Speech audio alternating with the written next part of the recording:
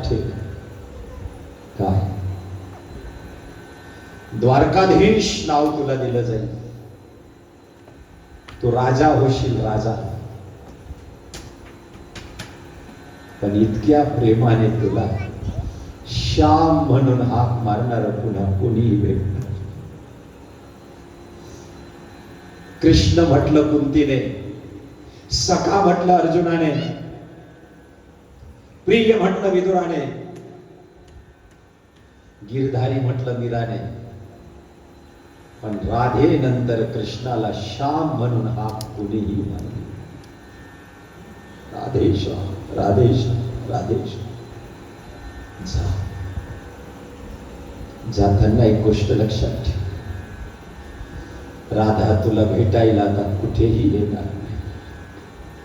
कारण तू सांगितलंय ना की मी गोकुळात येणार नाही, तसं मी पण तुला सांगते. म्हणून राधा मथुरेमध्ये कधीच गेली नाही. ज्या वृक्षाजवळ कानाने बासुरी वाजवली होती ना, त्या वृक्षाला आलिंगन दिलं राधेने, आणि कृष्णाने ज्या दगडावर पाय ठेवला होता ना, त्या दगडावर स्वतःचं डोकं टेकलं आणि अश्रुबिंदूने त्या दगडाला अभिषेक करत रडत राहिली. पण पुन्हा कृष्णाचा भेटीला कधीही गेली, कधीच.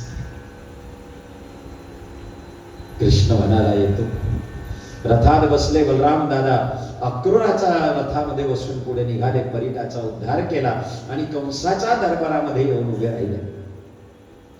कुब्जेची सेवा घेतली, चानूर मुष्टिकांचा वध केला. आणि कंसाने जेव्हा समोर पाहिलं, आलाय तो, हाक मारली, मामा मी आलोय. दोघांच्या मुष्टियुद्धाला सुरुवात झाली आहे. आणि मुष्टियुद्ध होताना कृष्णाने जटा धरली, गदगद गदगद गदगद गदगद त्या ठिकाणी हलवलंय. श्रोतेजनो, मामा मला मारण्यासाठी तुम्ही अघासुर, मघासुर, बकासुर, तृणासुर, शक्तासुर नावाचे राक्षस पाठवले. मला मारण्यासाठी पुतना नावाची राक्षसीने पाठवली. पण कालियाचं वर्णन करणारा, एका कराकळीवर गोवर्धनाला उचलणारा, सगळ्यांना प्रेम स्वरूप दिसणारा, आणि तोच मी देवकीनं जन्माला घातलेला, यशोदेनं वाढवलेला, तोच मी कन्हैया माखन चोर आज तुमच्या पुढे येऊन उभा आहे. म्हणून धरलेली जटा कंसाची धाडकन खाली पाडली. शोधयनो आणि कंसाच्या छातीवर मारलाय. गोपाल कृष्ण भगवान की मुरली मनोहर की भेर भेर कन्हैया लाल की. कंसाचा वध झाला म्हणून याला कंस हत्या नाही म्हणत, कंस वध म्हणतात. जगाचा कल्याणासाठी, राष्ट्राचा कल्याणासाठी एखाद्याला मारावं लागलं तर त्याला वध म्हणतात, हत्या. म्हणून शिशुपाल वध, कंस वध, रावण वध, गांधी वध.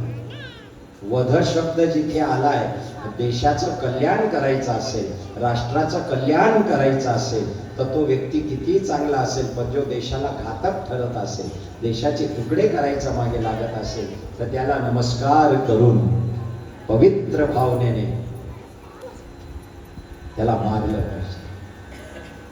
म्हणून रावण वध, शिशुपाल वध, म्हणून शब्द आलेला आहे गांधी वध. पवित्र भावना होती गोडसेंची.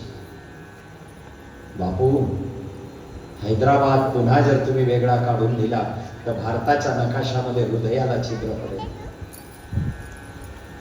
55 कोटी रुपये देऊन तुम्ही देश वेगळा केला, तरी उर्वरित लोक इथे ठेवले. तुम्ही भीष्म पितामह आहात, याच्याबद्दल वादच नाही. पण पांडवांना साथ द्यायचा ऐवजी तुम्ही कौरवांना साथ देताय. म्हणून माझ्यासारख्या कृष्णाला चाक उचलून फेकावं मारणार आहे. महाभारत नवीन एकदा घडलं. गोडसेंनी कृष्णाची भूमिका घेतली आणि पवित्र भीष्माला कौरवांची साथ दिल्यामुळे मारावं लागलं. शोधजन, याला गांधी वध म्हणतात. ऐकायचं असेल तर एकदा पोमशेन ऐका. आताच 15 दिवसापूर्वी मी पोमशेन सोबत होतो. कोण? शरद पोमशेन. 15 दिवस झाले आमच्या भेटीला. आताच शादेला येऊन गेले. चर्चा झाली माझी त्यांच्याशी. मलाही काही गोष्टी आवडतात. तुम्ही भीष्म आहात याच्याबद्दल वादच नाही.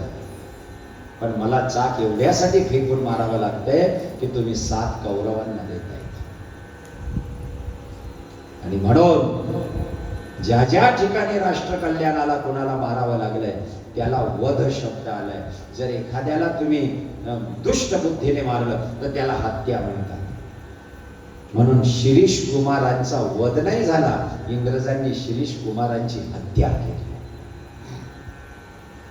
जालियन वाला बाग याचा कांडाच्या पुढे जो शब्द लागतो तो हत्याकांड शब्द लागतो, तो वधकांड लागत नाही. कोणता कांड? हत्याकांड. कारण ते बुद्धी पुरस्कार मारण्यात आलं. गांधींचा वध झाला, रावण वध, कंस वध. आणि या ठिकाणी श्रोतजन थांबला असतात 15 आरती करायची.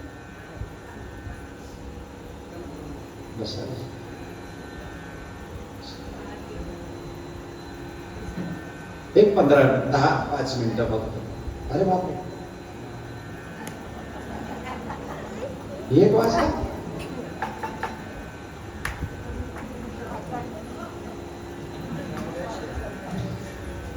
आणि म्हणून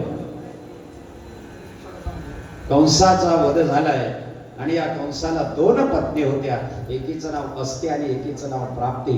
या दोघे आपल्या वडिलांकडे म्हणजे जरासंधाकडे गेले आणि सांगितलं, बाबा मामय वैधव्य कारण, आमच्या विधवापणाचं कारण कोणी असेल तर कृष्ण आहे.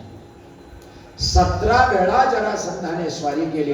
18व्या वेळा काल यवनाला पाठवलं. याला मुचकुंदाचा मार्फत प्रवर्षण पर्वतावर याचा वध केला, काल यवनाचा. आणि भगवान पुन्हा मथुरेमध्ये आले. त्यावेळेला मथुरेच्या लोकांनी भगवान कृष्णाला विनंती केली की आम्हाला सुरक्षित जागेवर न्या. आणि म्हणून चहूबाजूला पाणीच पाणी असलेल्या एका बेटावर देवाने एका नगराची स्थापना केली, ज्या नगराचं नाव आहे द्वारका.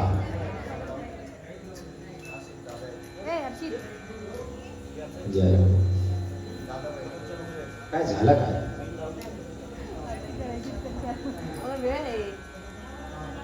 फॅन बंद. तुम्हाला उठायचं तुम्ही उठा, मी कथा करणार आहे. थांबा या. 1-5 मिनिट आरती सहित.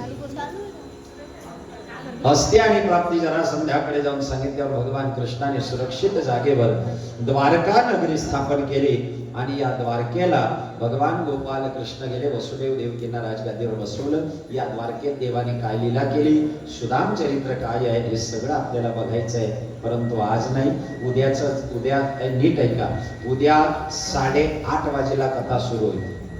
आज कोणी कुठेही जायचं नाही, आज आराम करा. 8:30 वाजेला कथा सुरू होईल. 8:30 ते 11 वाजेपर्यंत कथा. भगवान कृष्णाचा विवाह, सुदाम चरित्र, परीक्षित निर्याणपर्यंत सगळी कथा होईल. कोणी चिंता करायची नाही, सगळं होईल. 11 वाजेला आरती झाली, स्वागत सत्कार झाला की 12 वाजेपर्यंत भोजन व्यवस्था असेल ते झालं. आज संध्याकाळी सगळ्यांनी बॅगा भरून ठेवा, बरोबर. आवर सावर हे ते. माझ्या 3 बंड्या कोणाला सापडल्या असतील तर बघा.